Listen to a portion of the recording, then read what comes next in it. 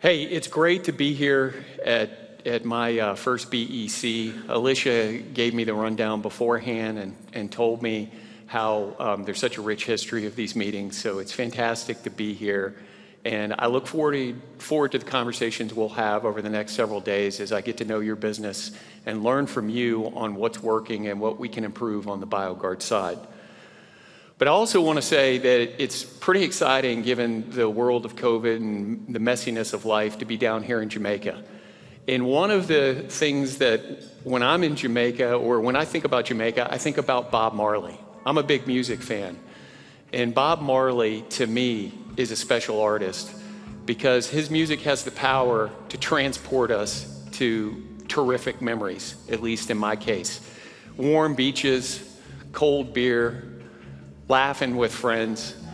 It's just a fantastic experience. Whenever I hear Bob Marley, I don't have to go see a therapist because he is the therapist. So it's always a great experience.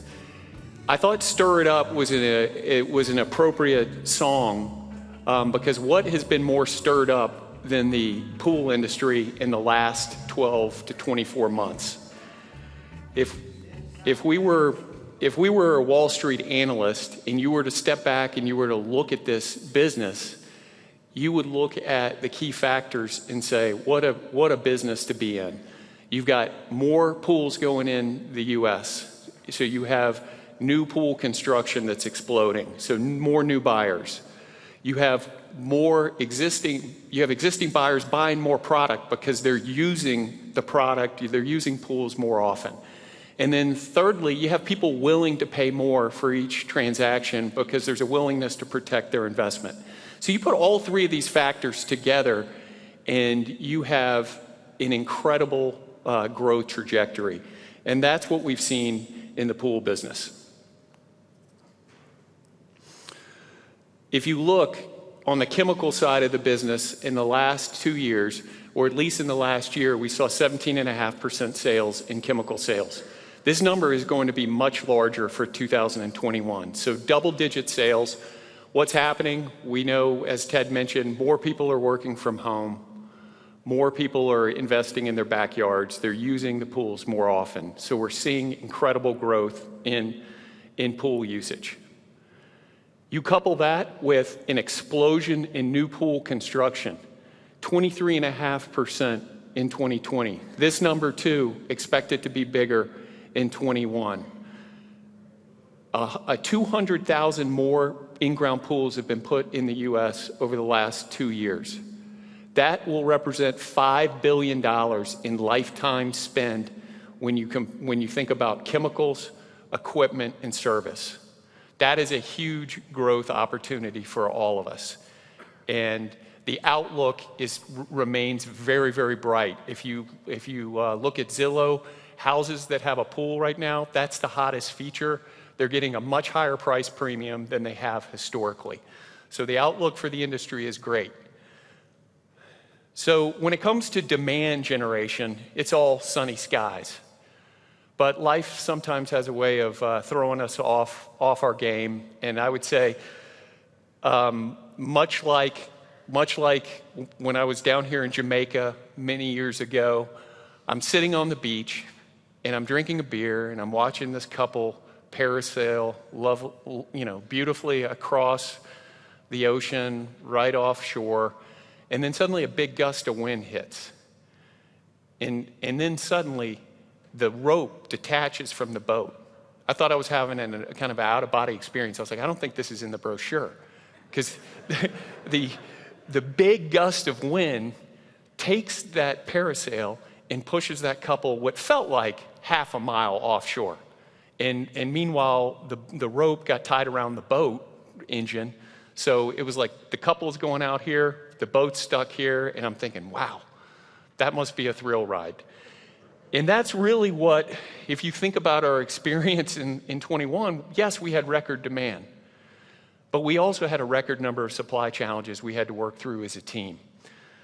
Everything from sourcing trichlor from China to, as Michael and Ted mentioned, the force majeure from Oxy, to raw material raw material shortages, to labor shortages, to inflationary costs. So the environment that we operate in has been tough, not just for our industry, but obviously for others as well. And the reality is that that situation is going to maintain with us for at least the next probably 12 to 18 months. So what can we do about it? Our team is committed to making sure that we are prioritizing the things that are going to make a difference for you. One is we're going to focus on improving product supply, and I'm going to tell you what we're doing to do that. Two, we're going to continue to make sure we're really focused on pricing, to make sure we're offsetting a high inflationary environment. Three, we're going to think about how are we innovating on this brand and ensuring that we are setting it up for success as the Lake Charles rebuild occurs in the second half of the year, and we are ready to grow this business to new heights. Talking about the first one, what are we doing to improve product supply? So a lot of discussion there's two situations, a lot of discussion on trichlor and dichlor. We are purchasing those from other people. That is a difficult situation, but we've really done a good job overall in working through it. The other situation you may not be familiar with is non-sanitizers. As Michael mentioned, we really struggled making liquids and non-sanitizers this year. Did anybody in the room have issues with supply on non-sanitizers? I see a few hands. Okay. Well, we had record demand, yet we couldn't keep up. And the reason we couldn't keep up is because we asked our facilities to operate beyond their capability. Frankly, we let the portfolio get away from us over the last few years. We're running too many SKUs, we're running too many different formulas, and it requires changeovers. So while demand is high, opportunity to sell is there, we spent a lot of time down from production trying to change to other formulas or other SKUs. That's waste. And that's what we want to get out of the system. So we worked with the sales team and the manufacturing teams, and we just did what anybody would do, which is we identified what items sell the best and what items do we make the best. And let's narrow our focus. Let's get extra inventory or get the raw materials in place so that we're never short on these big items. And that's what we're intending to do on non-sanitizers for 2022. And if you look at it, I mean, just when we went through this process, it's like it doesn't take 8 to 10 different products to clarify water. The job to be done is not that complicated. We've just made it complicated. And so we are going to continue to show operational discipline, narrow our focus on the biggest SKUs, the best SKUs that are going to drive your business. And our bet is the payoff is going to be, we're going to see more pounds per hour on the manufacturing line, so we're going to get more yield from manufacturing. That's going to result in more product on your shelves, which will also enhance profitability for both of us. The second priority is to make sure that we have priced our products to offset the inflationary environment. As Michael mentioned, the disruption in the supply chain for us has been difficult. It's been a huge cost to secure this product from China. Not only are we dealing with how can we get it here so that we can get it to you, the cost of that product is 3 times higher than what it was for Lake Charles. Yes, we passed on some of that price, about 50 to 60% in price increases, but our cost has gone up 300%. So we've been trying to minimize cash burn over the last 12 to 18 months to make sure that our business maintains viability and that we're where we need to be. But what is a challenge for BioLab has turned out to be a big opportunity for competitors. Look at the price of Leslie's on a 35-pound bucket, $89 before Lake Charles fire. Post, like as of August 21st, $149. They've made 5 price changes in the last 12 months. So what's really going on here? They're price seeking. They're looking at consumer willingness to pay in a limited supply constrained environment. The result of that, they just had their highest record earnings in December. So what has been a challenge for us has been an opportunity for others. And I don't know if you've seen the pricing that is out there today. This may be new news to you. Maybe some of you have seen it. But look what's happened in the mass and club channels. $6 a pound for trichlor in Home Depot, Lowe's, $5 we just picked up at BJ's. So the pricing landscape has shifted, and we're dealing with a dynamic environment as all retailers try to price the product based on consumer willingness to pay and limited supply. So where am I going with this? What's the point? I think the point in my mind is that we are seeing a fundamental reset in fundamental shift in the pricing of trichlor. This pricing will be with us as we go forward, I believe, because I believe consumers will take these prices and it will work its way through. So what can we do about it? Like we're doing, we're going to make sure that we are offsetting inflation. Obviously, on your side, you will be thinking about where your price is relative to your competitive benchmarks. But maintaining vigilant on what's going on the pricing front is going to be important over the next 12 months. The third priority I want to talk about is really where we're going and how we're going to get this brand growing as we get the Lake Charles facility rebuilt in the second half of the year.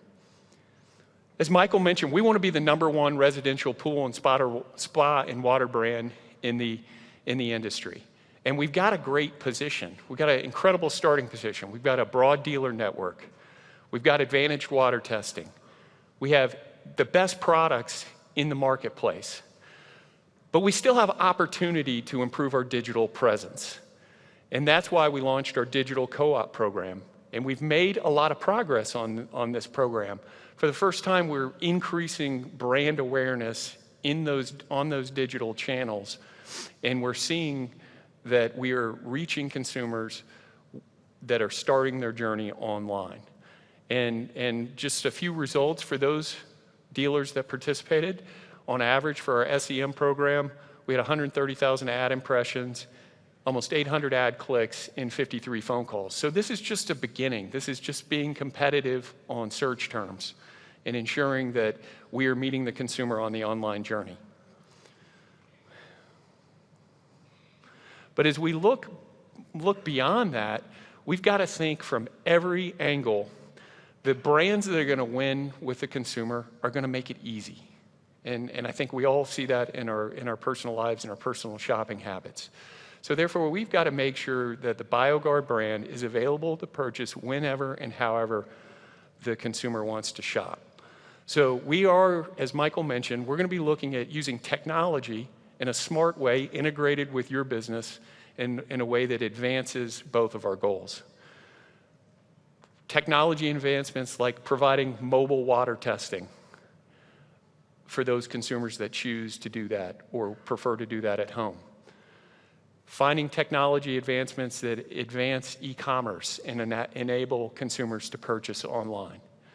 And then finally, but not last, a platform to provide loyalty retention marketing tactics, perks, discounts. How do we add value to the bundle to ensure that the consumer is pleased with their purchase and the value of the BioGuard brand? So these are all house renovations that we're going to do over the next 12 months to make our brand a stronger brand to compete as we go into 23 and 24 pool seasons. So I'll kind of wrap it with the big picture on the innovation pipeline. 22 is going to be all about execution. How can we improve getting product to you? How do we make sure our price is right to counteract inflationary effects? But then we got to get this plant rebuilt, and so that we're on a growth pattern. 23 is going to be about technology investments, enabling the consumer to buy whenever and however they want. And how can we do that in a smart way, integrated with your business, that advances that experience?